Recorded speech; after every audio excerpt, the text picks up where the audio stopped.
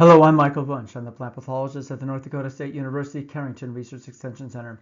I'd like to take a moment to review the efficacy of 4 different fungicides that are sometimes used for white mold management on dry beans: QUASH, ROVRAL, SWITCH, and VERTISAN.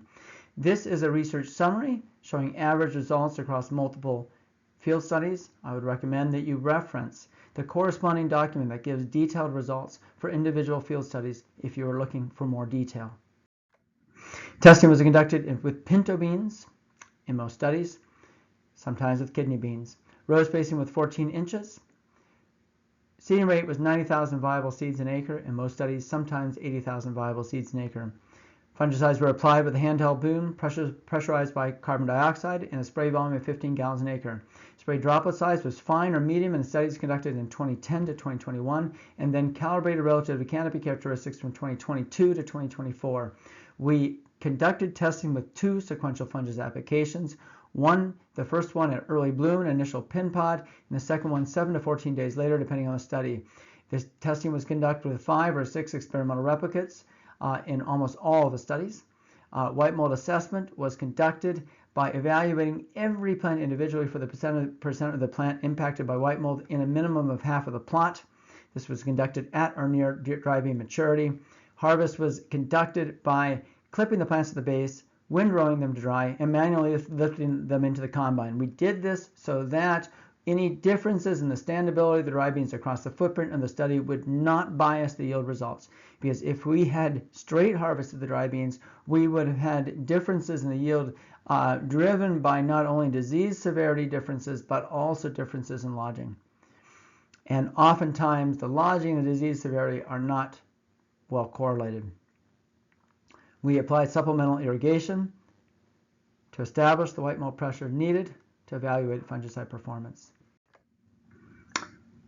I would stress that this is fungicide testing conducting with 2 sequential applications of the same fungicide. Now, this is not done with a recommendation applying the same fungicide twice, but simply to characterize comparative efficacy rigorously.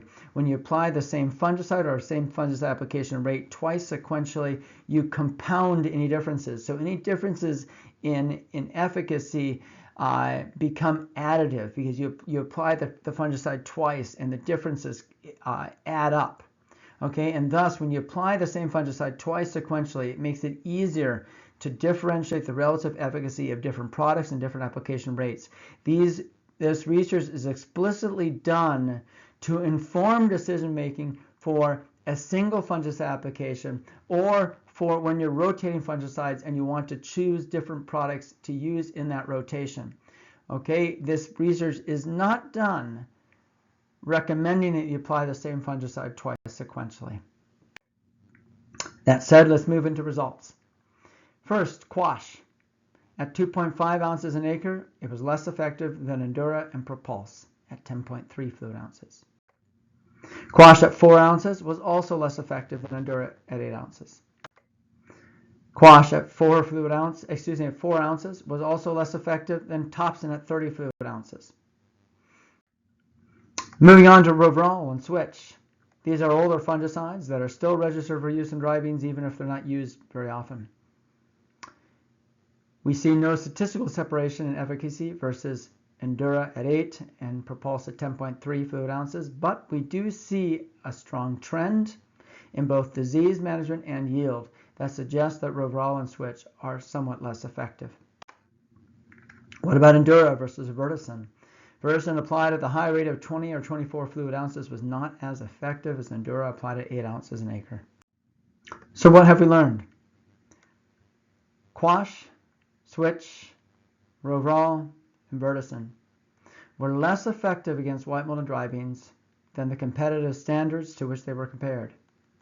Depending on the study, either Endura 8 ounces, Propulse at 10.3 fluid ounces, and or Topsin at 30 fluid ounces.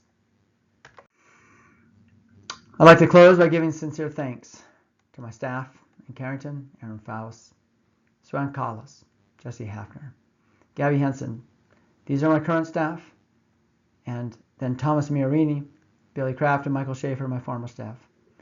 These individuals work very hard, routinely put in long hours to ensure successful execution of these projects. I'd also like to say thanks to the staff in Langdon who contributed to this research. Scott Halley, the former plant pathologist there, who conducted the work helping us in these efficacy assessments before he retired, and Amanda Ahrens, who was his research specialist at that time and continues to serve as a research specialist in Langdon today. I'd like to give sincere thanks to the private companies, to North Harvest Bean Growers Association and the North Dakota Crop Protection Product Harmonization and Registration Board administered by the North Dakota Department of Agriculture, who contributed to funding support that made this research possible.